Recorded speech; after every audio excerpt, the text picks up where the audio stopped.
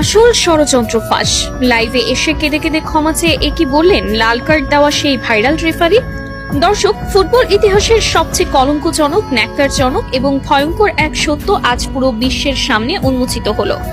2026 FIFA বিশ্বকাপের ফাইনালে যে রেফারির একটি মাত্র বিতর্কিত বাঁশিতে কোটি কোটি আর্জেন্টাইন সমর্থকের হৃদয় ভেঙে চুরমার হয়ে গিয়েছিল, যে রেফারির একটি অন্যায় লাল কার্ডের কারণে ফুটবলের জাদুকর লিওনেল মেসিকে শেষ বিদায় বেলায় মাঠের মধ্যে শিশুর মতো টুকরে কাঁদতে হয়েছিল, সেই খলনায়ক রেফারি এবার নিজেই লাইভে এসে এমন এক গা শিউরে ওঠা সত্য প্রকাশ করলেন, যা শুনে আজ ফিফার ভিত পর্যন্ত কেঁপে উঠেছে।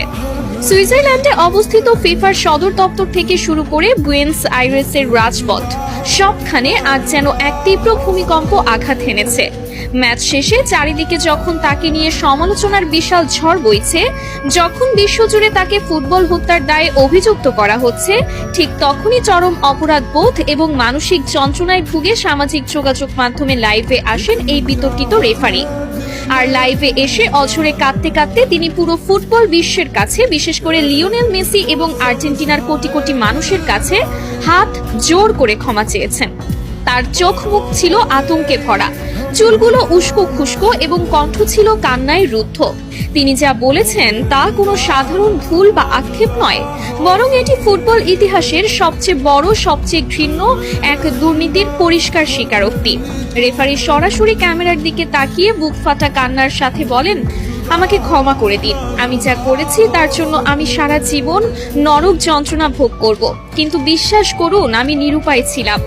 আমাকে ওপর থেকে কঠোর নির্দেশ দেওয়া ছিল, যেভাবেই হোক স্পেনকে ম্যাচ জেতাতে হবে। আমি শুধু সেই নির্দেশ পালন করেছি মাত্র। রেফারির এই একটি মাত্র বাক্য মুহূর্তের মধ্যে পুরো বিশ্ব মিডিয়ায় দাবানলের মতো ছড়িয়ে পড়ে। সারা বিশ্বের ফুটবল বোদ্ধা থেকে শুরু করে সাধারণ ভক্তরা রীতিমতো স্তব্ধ হয়ে যান। তিনি আরো ভয়ঙ্কর সব গোপন তথ্য ফাঁস করে বলেন, ম্যাচের আগের রাতেই আমার হোটেল রুমে থাকা ল্যান্ডলাইনে একটি গোপন কল আসে। আমি ফোন তুলতেই ফিফার ভেতরের একটি শক্তিশালী সিন্ডিকেট এবং আন্ডারওয়ার্ল্ডের বেটিং মাফিয়াদের এক শীর্ষ কর্মকর্তা আমাকে পরিষ্কার ভাষায় হুমকি দেন। তিনি বলেন, যদি স্পেন এই ম্যাচ না জেতে তবে আমার রেফারিং ক্যারিয়ার চিরতরে শেষ করে দেওয়া হবে।